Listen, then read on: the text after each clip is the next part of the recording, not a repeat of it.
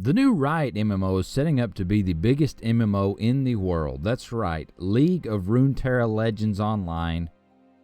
Okay, this game really needs a name already. Let's talk about why I think this game will far exceed many of the other MMOs coming out in the near future. First things first, the world. The world of Runeterra is massive. I mean, absolutely massive. Just look at this map. As you can see, the world is huge and has multiple continents, as well as another continent confirmed by Riot that isn't shown here. It is speculated that the main continent at release will be the one to the northwest, containing the regions of Noxus, Demacia, and Freljord. The rest of the world could release with expansions or updates, and this massive world is a result of 12 years of lore building in League of Legends. I'm no League of Legends lore expert, but I will link you to a video of one that explains the world in great detail, the lore of the world and the things of the world in great detail if you're interested after you finish this video, of course.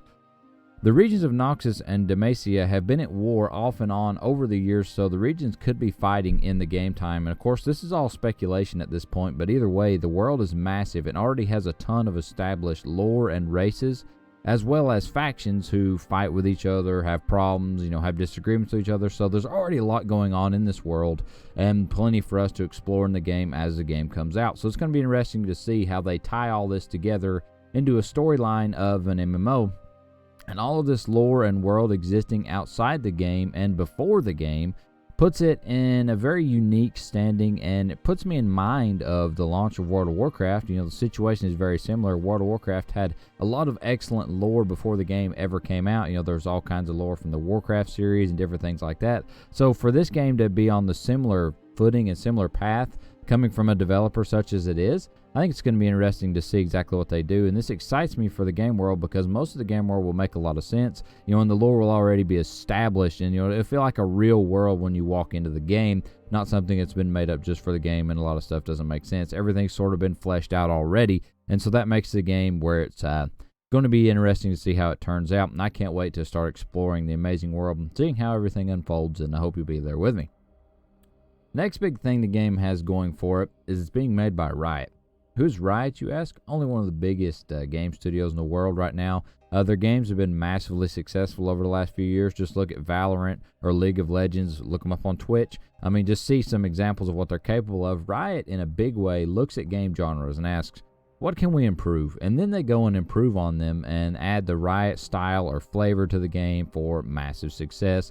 A lot of times what they do is pull games in that maybe they're just a little bit complicated, and they maybe change a few things and pull them into a big audience and for big success, which is something that I'm curious to see how they do on the MMO genre, because I'll be honest, waiting to raid on Tuesdays or whatever with your guild, that's just something that I think shouldn't be around anymore. I have a hard time doing that and managing my life schedule.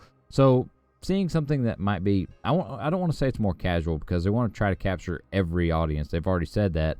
But something that allows me to get into the game a little bit differently, I think it's going to be interesting to see what they can do.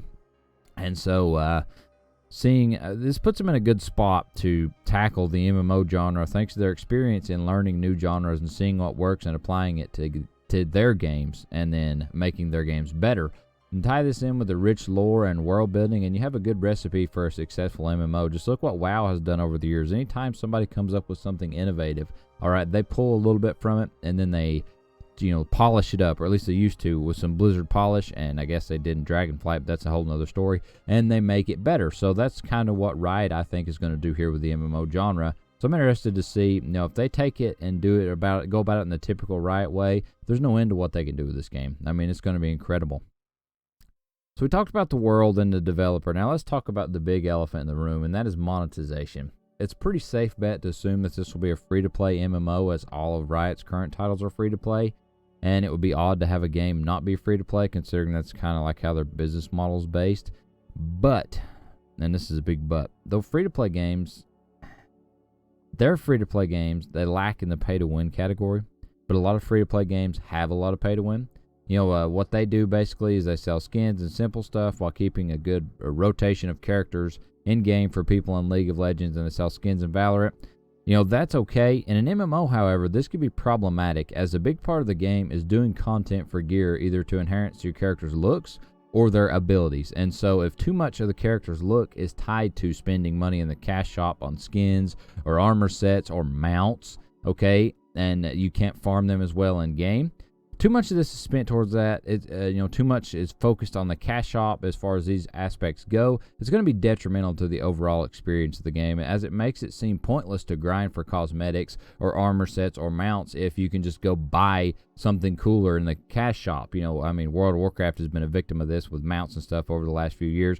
Why would you farm these cool mounts when you go buy cool mounts? So it's kind of, it puts them in a tight spot becoming a free-to-play game, because it's hard to monetize without becoming too greedy with your monetization. And at this point, it makes it seem pointless to grind for cosmetics when they can just be bought. And it would be way worse if they gate some sort of labor or material behind paywalls or time gates that can be avoided by paying. And if you've played, it's very hard to walk. It's a fine line to walk between acceptable monetization and pay to win. Just look at how Arcade did things with the labor system and being able to purchase labor, how Black Desert's few cosmetics or cash shop items.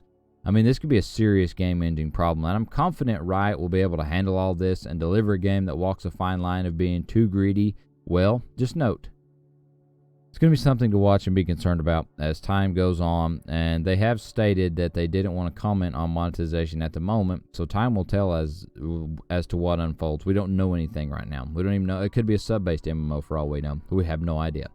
But overall, I expect the Riot MMO to elbow its way into becoming a massive titan in the MMO space. Given what we've discussed and Riot's track record, I truly believe that they can deliver an excellent MMO that we can all sink our teeth into.